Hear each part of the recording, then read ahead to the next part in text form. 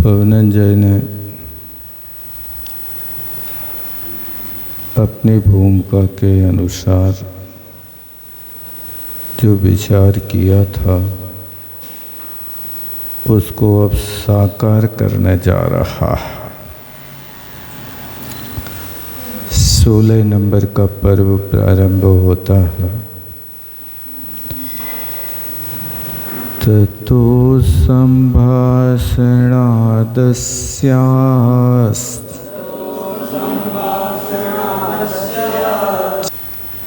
विवाह होने के बाद पवनंजय ने असंभाषणात् उसके लिए ऐसा छोड़ा कि असंभाषणात् बात भी नहीं करते थे। और कहते हैं चक्षुषः अनिपातनात्, कहते बात तो छोड़ो, आँख उठा करके भी नहीं देखते थे। अनिपात, निपात माने डालना और अनिपात माने आँख दृष्टि को नहीं डालते थे। परमम दुखम चकार, जितना हो सके पवनंजय ने उनको चरम सीमा का दुख दिया। बस इतना था। वायु अज्ञात तन्मना, उसे अंजना को कितनी पीड़ा थी। ये वायु अज्ञात, पवनंजय इससे परिचित नहीं थे। वायु माने पवनंजय लगा लेना पूरा नाम। तो बे अज्ञात तन्मना, पवनंजय तो तन्मना माने तस्याह मना इति तन्मना, अंजना के मन की बात को जानते ही नहीं कि इसको कितनी पीड़ा है।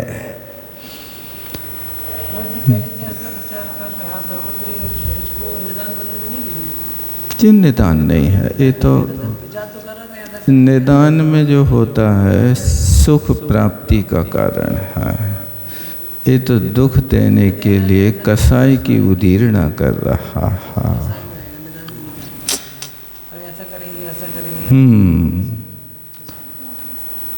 देखो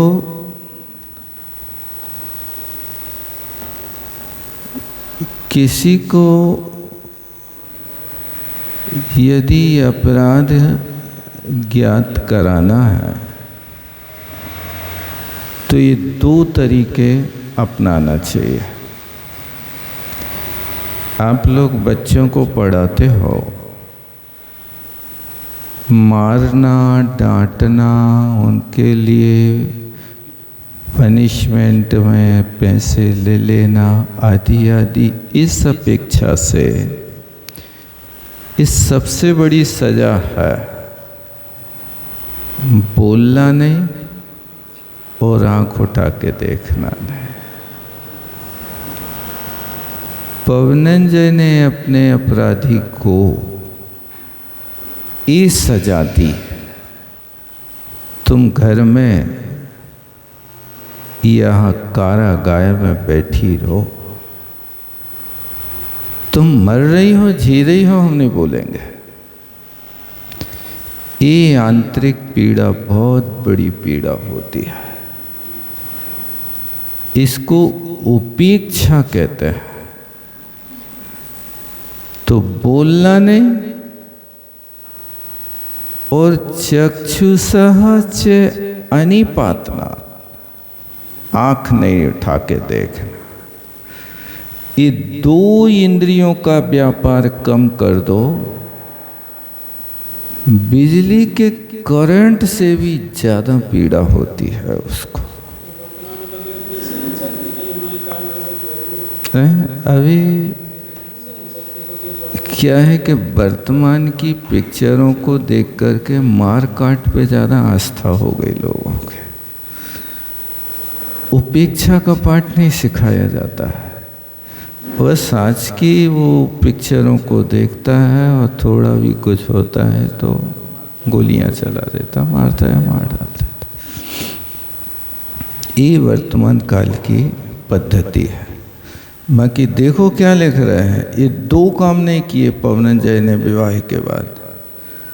परमम दुखम, भयंकर दुख को प्राप्त हो गई अंजना। और कह रहे वायु अज्ञात तन्मना।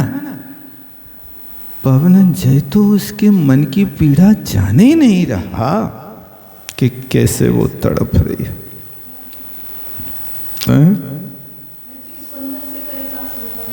किसको? पवनंजय तो बहुत दूर क्षेत्र पे रह रहा, उसको जहाँ स्थान दिया है उस स्थान से कभी निकलते ही नहीं, छाए ही नहीं पड़ती ना। उस स्थान पे तुम पड़े हो तो पड़े रहो, हमें कुछ लेना देना नहीं है। और देखो, सा रात्रौ अपि निद्राम ना लेवे। अरे पूरी रात जागती रहती, निद्राम ना लेवे, निद्रा को नहीं लेती थी। विद्राण लोचना,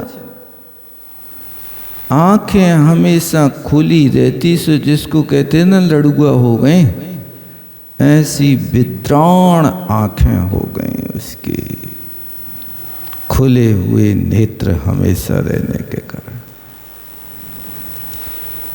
अनारत गलत वाष्प, बिना रुके प्रतिपल उसकी आंखों से आंसू गिरते रहते थे। वाष्प माने आंसू गिरते रहते थे। और भी मासू, इतने आंसू गिरते थे कि उसकी छाती पूरी गीली हो जाती थी। इतने आंसू हमेशा बहाती रहती थी। ऐसी उसकी दशा हो गई। वायुमप्यभिनंदन्ति, कि हुआ अंजना, वायुम अभिनंदन्ति, दैतेन एक नाम कम। कहते दैयता माने होता है पति, प्यारा व्यक्ति। उस पति के नाम की कहीं से कोई वायु आ गई तो वो हवा का भी अभिनंदन करती थी कि पवनंजय नहीं आया तो पवन के नाम की वायु तो आ गई। ऐसा वो वायुम अभिनंदती है।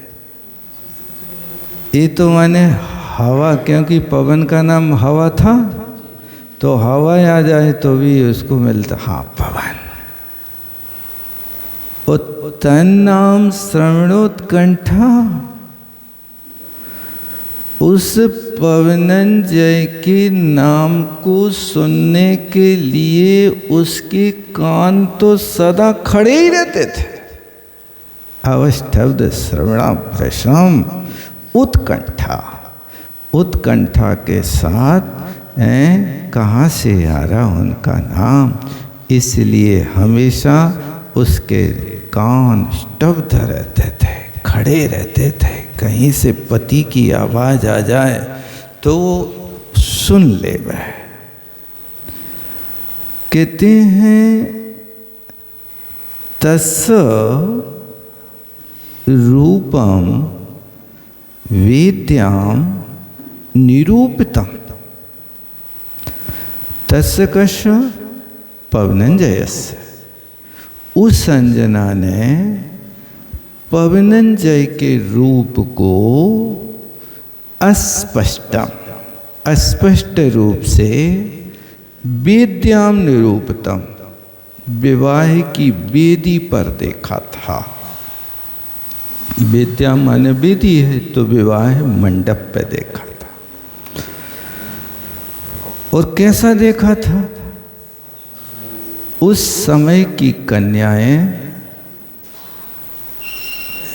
लज्जालु प्रकृति की थीं, तो सारी भीड़ उनको देख रही थी,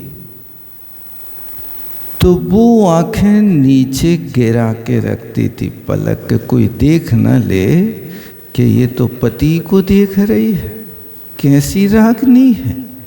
इसलिए जब कभी अवसर मिलता तो थोड़ी आंख उठा के देखती थी और फिर आंख अपना पलक गिरा लेती थी। इसलिए लिखा अस्पष्टम। उस अस्पष्ट रूप को वेद्याम निरूपितम, विवाह की वेदी पे देखा था। सुमान से कुर्वते, उसी अस्पष्ट रूप को अपने मन में बार बार चिंतन करती रहते थे। उसको देखकर क्षण निश्चेष्ट स्थिता, क्षण भर में बिल्कुल ऐसी खड़ी हो जाती थी पुतले की तरह कि इसमें प्राण ही नहीं है, कोई चेष्टा ही नहीं है इसकी। और स्तमित लोचना, आंखें खुली की खुली रह जाती थी, कुछ नहीं कर पाते थे। वो सोचती थी कि अंतर निरूप वांछन्ते, वो अपने पति का भीतर की आंखें से तो देखती रहती थी, लेकिन अस्य बहिरपि दर्शनम, बाहर में कब दर्शन होगा। ऐसे लोचने स्पष्टे कुर्वती याति अदृष्टे पुनः शुचम, ऐसे अपनी आँखों को बार बार वो करती रहती थी और बार बार शुचम, फिर शोक को प्राप्त हो जाती थी। कैसे कर्म का उदय है, कौन सा पाप का बीज बोया है जिसके कारण हमें पति का संयोग नहीं मिल पा रहा है। ऐसी वो लोचन से बहती हुई आंसुओं को पोंछती थी और फिर शोक को प्राप्त हो जाती थी। क्या आया ना वो प्रतिमा जी लोग उन्हें छिपाई थी 22 घड़ी के लिए, उसके लिए 22 वर्ष को पति का वियोग है। अभी बताएंगे आगे इतिहास दोनों का, जब दोनों का मेल मिलाप हो जाएगा तब इतिहास बताएंगे। हाँ वही बताएंगे आगे भविष्य में, अभी तो यहाँ पर उस प्रसंग को नहीं ला रहा। भवान्तर उस समय जब मुनि महाराज मिलेंगे तब करेंगे। सकृत कि वो पति का बार बार स्मरण करती थी, तो अब क्या होता था, सकृत अस्पष्ट दृष्टत्वा चित्रकर्माणि कृच्छता। अब उसने ये कई बार देखा था पति को, सकृत माने एक बार, वो भी स्पष्ट था, स्पष्ट नहीं हुआ था, लेकिन अपनी स्मृति बार बार ला करके वो पवनंजय को चित्र बनाती थी। चित्रकर्माणि कृच्छता, उस पवनंजय के चित्र को बड़ी कठिनाई से लिखती थी, लेकिन बेपथु हस्तग्रस्था, इतनी भयभीत थी, इतनी दुखी थी कि हाथ में जो पेंसिल पकड़ रखी थी ना, तो बेपथुग्रस्त था, वो हाथ कांप जाता था, तो प्रच्युत वर्तिका, उसके हाथ से वो पेंसिल टूट जाती, गिर जाती थी जमीन में, फिर लिखने का बार बार प्रयास करती थी, लेकिन आज तक पवनंजय का चित्र नहीं बना पाई। इतनी दुखी और हाथों में कंपन आ गई। ज्यादा क्या कहे। संचारयन्ति कृच्छ्रेण वदनम कर्ता करम। वो अपने वदन को, मुख को बहुत कठिनाई से करता, हाथ से, एक तसल प्रत्यंत है कर शब्द से, करम हाथ को, संचारयन्ति यानी अपने हाथ से मुख को, मुख के ऊपर ले जाती बड़ी कठिनाई से, लेकिन वो हाथ है ऊपर तक पहुंच नहीं रहा था, इतना शिथिल शरीर हो गया। वो कृषिभूत समस्तांगा, उसका शरीर इतना दुबला हो गया, इतना दुबला हो गया कि जो उसके तन पे आभूषण थे सो भी अपने आप वीर से टपकने लगे। वे आभूषण शरीर में ठहरते ही नहीं थे। कृष्णा, वे आवाज करते ना, कोई हाथ से अंगूठी गिरे, हार गिरे या और भी जो आभूषण रहते हैं, सो वे आवाज करते हुए खन खन खन खन करके वे शरीर शिथिल होने के कारण वे सब गिर जाते थे। और सुनो का हो रहा था, दीर्घ उष्णतर निश्वास, वो गहरी और गरम। दीर्घ माने गहरी, उष्ण माने गरम, और ऐसी वैसी गरम नहीं, उष्ण तर। तर माने खौलते पानी की तरह। ऐसी उष्ण तर निश्वास, जो सांस लेती थी ना, तो श्वास से जो वायु निकलती थी वो इतनी गर्म थी, इतनी गर्म थी कि वो हाथ पे वायु लग जाए और वो हाथ को अपने गाल पे रखे तो गाल जल जाता था। ऐसा इतनी गर्म वायु उसकी निकलती। समझे कि नहीं समझे? कपोली का पानी अपने हाथ को कपोल पे रखे तो दग्धा जल जाते थे। इतनी गहरी और गर्म श्वास लेती थी।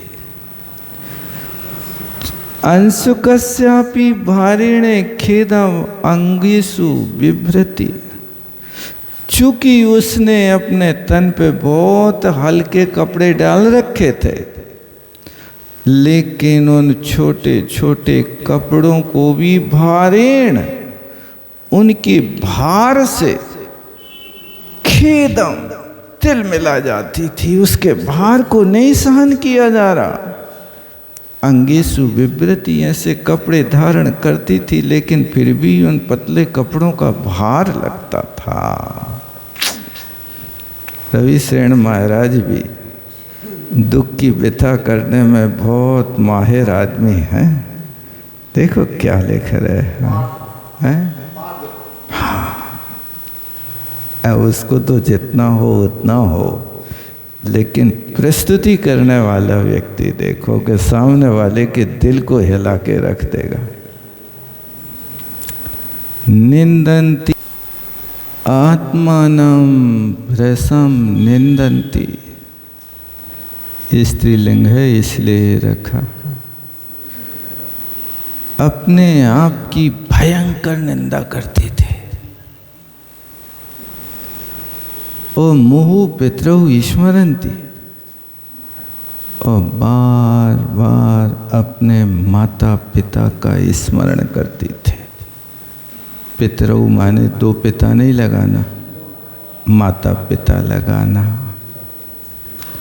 मुहु बार बार स्मरण करते थे। शून्यम हृदयम दधाना, उसका हृदय तो बिल्कुल शून्य था, कुछ भी हृदय में ठहरता नहीं था। ऐसी दशा होती थी कि क्षणम निष्पन्द विग्रह,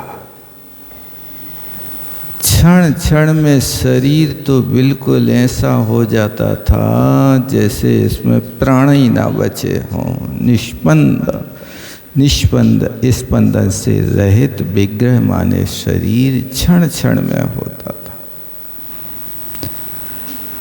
दुख निसृत्या वाचा, यदि वचन बोलने पड़े तो बड़े दुख से निकलते थे। दुखीन निस्रता वाचा इति दुख निस्रता तया, दुख निस्रत्या वाचा, ये वचन भी तृतीया का एक वचन है। और वाष्प संरुद्ध कंठ था और उसका बार बार आंसुओं के कारण कंठ रुद्ध हो जाता था, कुछ बोल नहीं पाते थे। देवाय अत्यंत विकलवा प्रयच्छन्ति उपालंबा, अत्यंत विकलव होकर, विकलव माने खेद खिन्न दुखी होकर, दैवाय अपने भाग्य के लिए उपालंबम प्रयच्छन्ते, बार बार उलाहना देती थी कि हे भाग्य तुम कब तक हमें ऐसी पीड़ा दिलाओगे। ऐसा वो बार बार अपने भाग्य को कोसती रहती थी। शीत करस्यापि करई उत्तमम दाहम बिभ्रति, कहते चंद्रमा की, शीत कर माने चंद्रमा होता, उस चंद्रमा की कर माने किरणें, उत्तमम दाहम बिभ्रति, वे किरणें इसको शीतलता नहीं प्राप्त कराती थी, आग की तरह इसके लिए दाह पैदा करते थे चंद्रमा की। क्योंकि चंद्रमा की भले ही ठंडक हो, लेकिन अंदर से जलन पैदा हो रही हो, दुख होवे, तो बाहर की ठंडक भी व्यक्ति को जलाती रहती है। प्रसादे भी विनरियांती, यदि अपने महल में भी घूमती थी तो पुनः पुनः मूर्छा में आती, बार बार फिर से मूर्छित हो जाती थी और मूर्छा बार बार उसको घेर लेती थी। ऐसी उसकी दशा थी। इतना ही रहना।